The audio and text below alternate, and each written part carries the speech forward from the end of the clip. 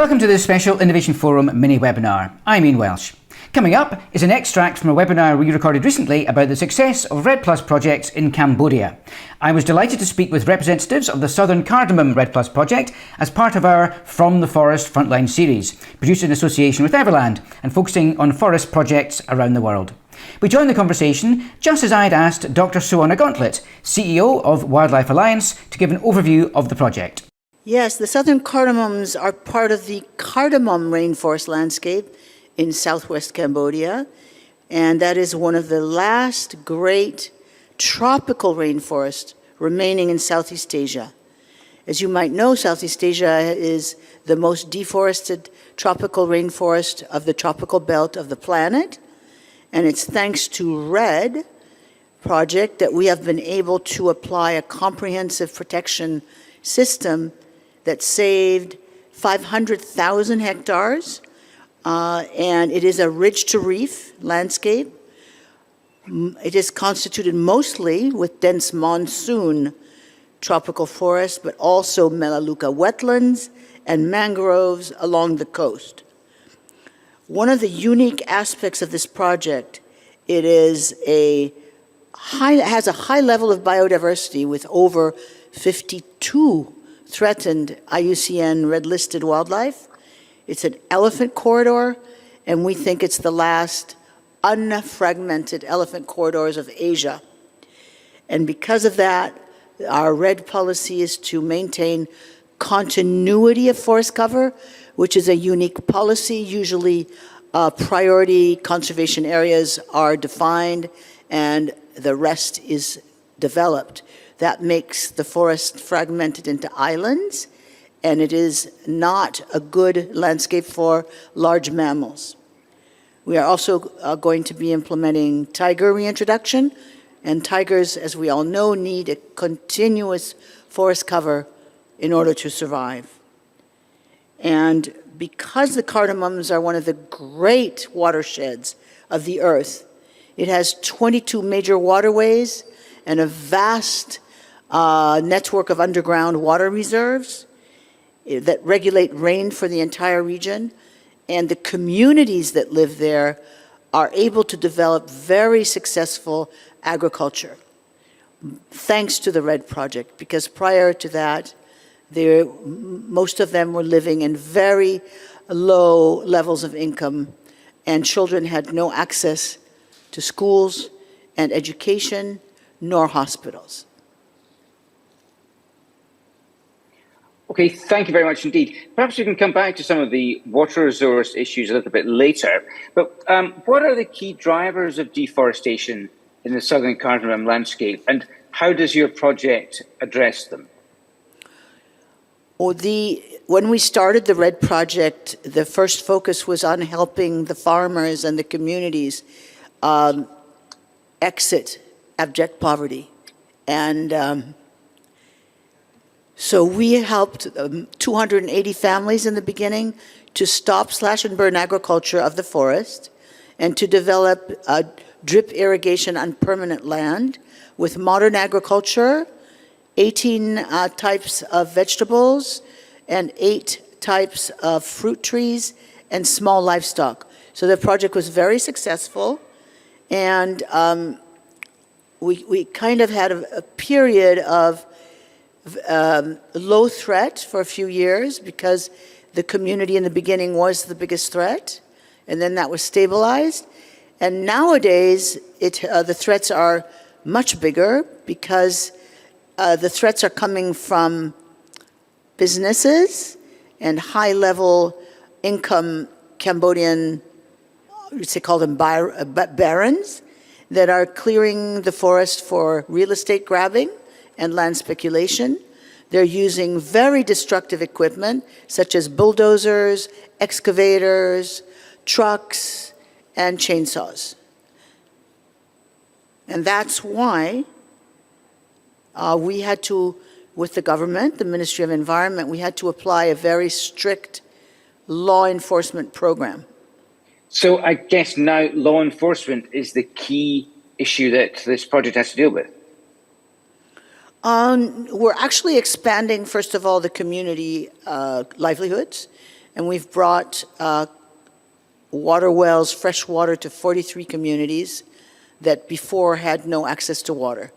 We're also implementing scholarships to university in Phnom Penh for these same communities.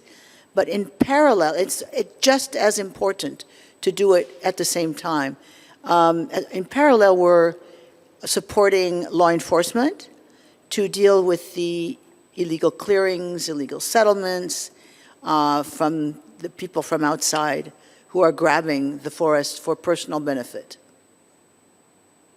And in just 1 year, last year, rangers have stopped and seized 137 illegal machinery clearing the forest, and they have arrested 67 suspects.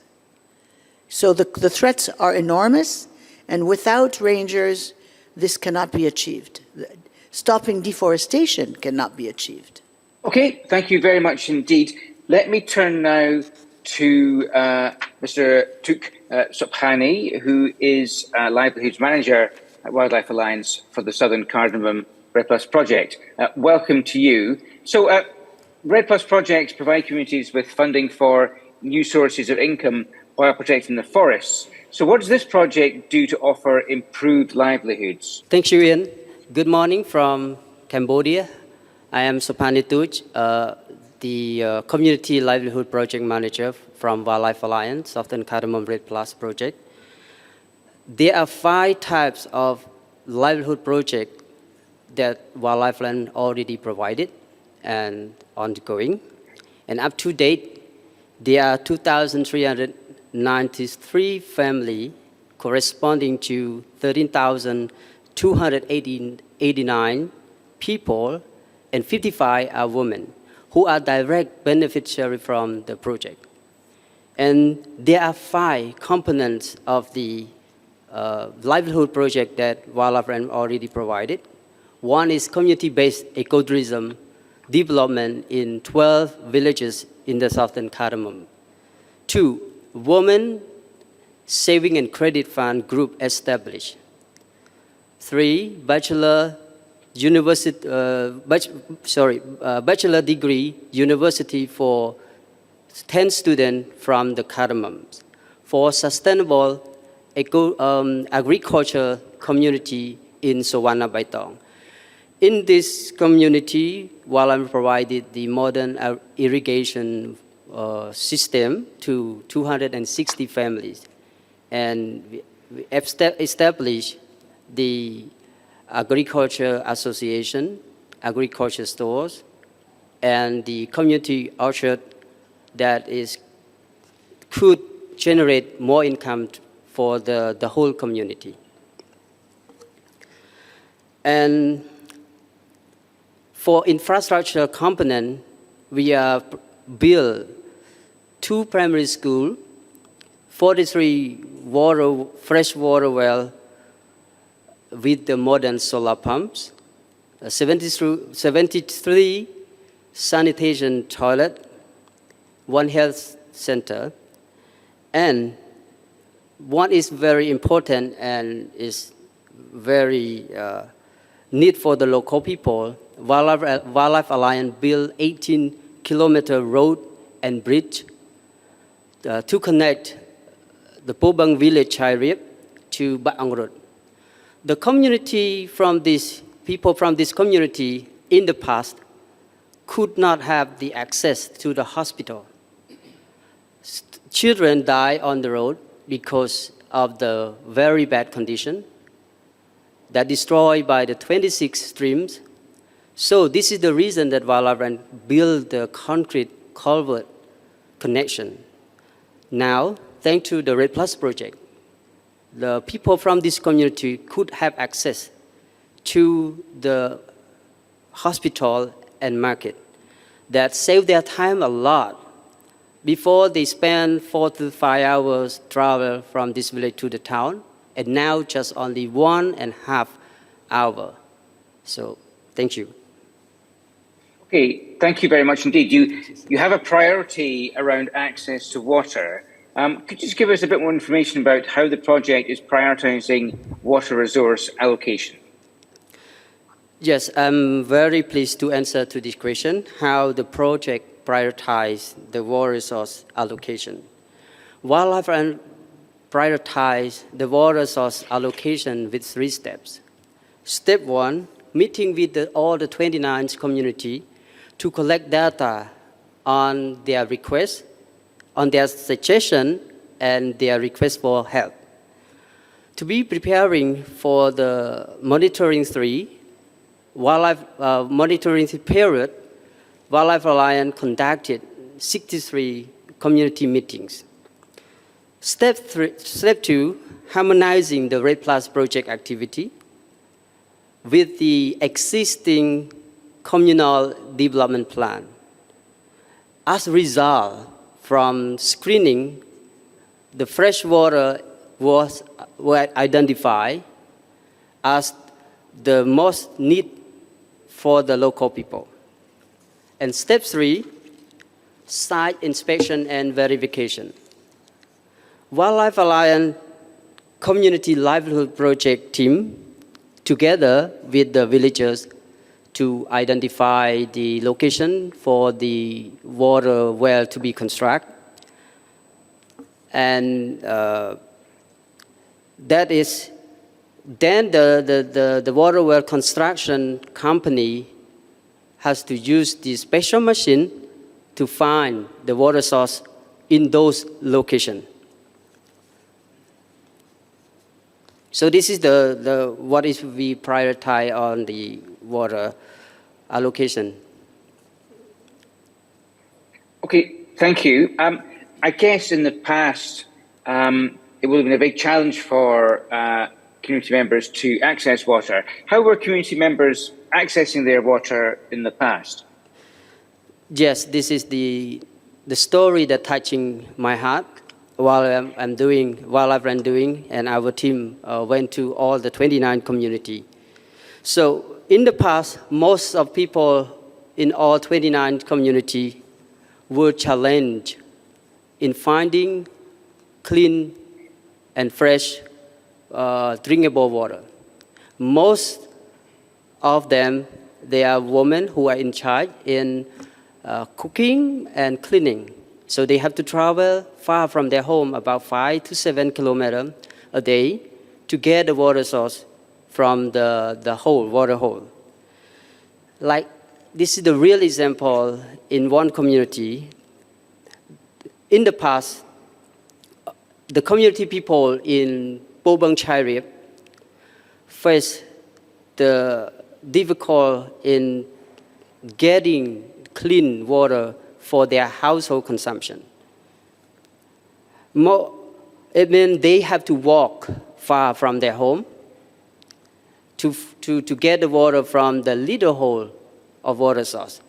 This little hole water source is the one water resource for more than 70 families using, the same as animals are coming to use as well. So all of people, they have to wait all along in queue to get turned to fetch the water. And most of them, especially the parent and women, they skip themselves from having shower 1 to 2 days in order to keep and save the water for their children, for their kids, and for cooking. So this is the situation in the past before the project providing the benefit for them. Great. Well, thank you. Very powerful indeed. Thanks very much indeed. So I have a final question for you, Dr. Suwanna. What does the future hold for the Southern Cardamom REDD Plus project? The future of the Southern Cardamom Project is literally in the hands of the Western buyers of carbon. And we've been on a long journey with the Cambodian government to demonstrate that the forest of the cardamoms brings in more money standing than cut and cleared. It brings in more money standing than to make commercial charcoal. It makes more money, the forest standing makes more money than clearing and selling for real estate speculation. So thanks to our buyers, we are supporting 29 communities, and into the future, these villagers are now slowly but surely acquiring the tools for sustainable livelihoods, whether it's drip irrigation agriculture, whether it's water provision for daily use, whether it's scholarships, whether it's ecotourism. They're well on their way for sustainability. And the future without REDD would be dismal. When we arrived in the southern Cardamoms several years ago, there had been a huge wildlife population loss. There were 37 elephants that had been slaughtered and 28 tigers that had been killed in just a few months before the project started. We would go walk in the forest and not hear a single bird, not a single call of animals. It was my first experience in what is called silent forest. And there was burning everywhere. If the REDD buyers were to stop buying, this situation would return again. We would have poverty in the villages and wildlife would disappear again. It would be a cycle of destruction and poverty once again. Thank you. Thank you, Dr. Suwanna. Very powerful indeed. And thanks also to Everland for sponsoring this mini webinar. If you want to watch or listen to the full webinar, then these are published on the Innovation Forum website and there are links in the description. But thanks for your attention, and until next time, goodbye.